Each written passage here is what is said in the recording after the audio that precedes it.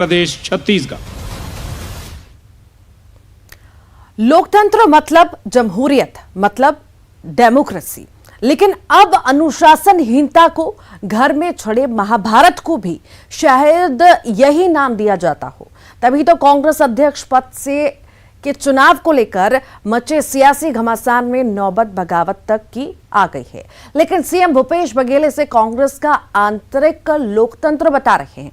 सवाल तब भी नहीं था, लेकिन बवाल इस बात पर मचा है कि दूसरी पार्टी को अलोकतांत्रिक भी बता रहे हैं। राहुल गांधी की भारत जोड़ो पदयात्रा, इस बीच कांग्रेस के राष्ट्रीय अध्यक्ष का चुनाव, राजस्थान के सीएम गहलोत पर पर्चा भरने का दबाव, इसका राजस्थान की सियासत पर पड़ा प्रभाव, बगावत के सुर बुलंद हुए, गहलोत और पायलट के बीच खींचतान बढ़ी तो राष्ट्रीय अध्यक्ष के लिए नए नामों की चर्चा शुरू हुई।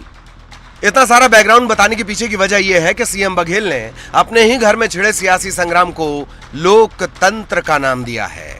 कहते हैं बीजेपी में नहीं, असली लोकतंत्र कांग्रेस में है। इसीलिए तो राष्ट्रीय अध्यक्ष के चुनाव की देश भर में चर्चा है। कांग्रेस के अध्यक्ष चुनाव हो रहा है, पूरे देश जानता है, सब लोग जान रहे हैं कांग्रेस चुनाव हो रहा है, कांग्रेस अध्यक्ष का। भारतीय जनता पार्टी के चुनाव हो गए, पता ही नहीं चला किसी को। ये कैसा लोकतंत्र है भाई? 2 जने बना दिए, हो गया दूसरे कार्यकाल, न मीटिंग, न मतदान, न चुनाव की तिथि और अध्यक्ष दोबारा। वहाँ कहाँ आंतरिक लोकतंत्र है? भारतीय जनता पार्टी बताए, उसके अध्यक्ष दोबारा बन गया, किसी को पता चला है? मीडिया में चर्चा हुई? नहीं हुई ना। क्यों नहीं हुई? पूछें आप किसी सवाल, पूछो वाला भारतीय जनता पार्टी के लोग तो यहाँ राष्ट्रीय नेता, इस तरह के सब नेता हैं, उसे पूछा जाना चाहिए कैसे चुनाव हो गया अध्यक्ष का, किसी को पता भी न चले। दरअसल राजस्थान कांग्रेस में मचे सियासी घमासान को लेकर न सिर्फ छत्तीसगढ़ में बल्कि देश भर में बीजेपी कांग्रेस पर चुटकियां ले रही है। निशाने पर राहुल गांधी की पदयात्रा भी है और कांग्रेस का केंद्रीय नेतृत्व भी। बीजेपी लगातार तंज कर रही है कि राहुल भारत जोड़ो यात्रा पर निकले हैं और घर में महाभारत मची है, क्योंकि कांग्रेस में आलाकमान की कोई सुनता नहीं। साथ में भूपेश बघेल के सवाल पर भी बीजेपी का जवाब आया है। बिखराव पूरी तरीके से जारी है। हाईकमान का नेतृत्व का कोई सुनने वाला नहीं है। राहुल गांधी पदयात्रा में चल रहे हैं और पार्टी टुकड़े टुकड़े हो। यहाँ टीएस सिंहदेव से 2-2 साल का वादा किया था, 2.5 साल का।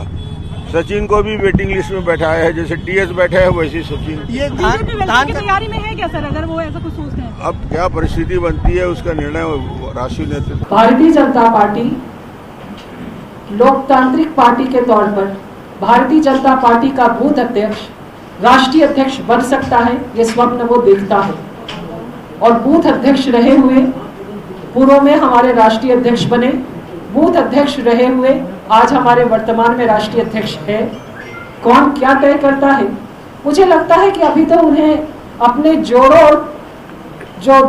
जोड़ने के तारतम्य में भाग रहे हैं, उन्हें पकड़े रहने की आवश्यकता है। वह हमारी तरफ कहाँ देखते हैं? पहले अपने को ही देखना चाहिए। ये उनका संगठन का विषय है, मेरा उसमें कोई, उनके संगठन में किसको क्या बनाया जाता है। लेकिन मैं इतना समझती हूँ कि कांग्रेस पार्टी में लोकतांत्रिक व्यवस्थाओं की प्रक्रिया का पालन कभी नहीं किया गया और उसी का ये कारण है कि आज उनका संगठन खत्म है।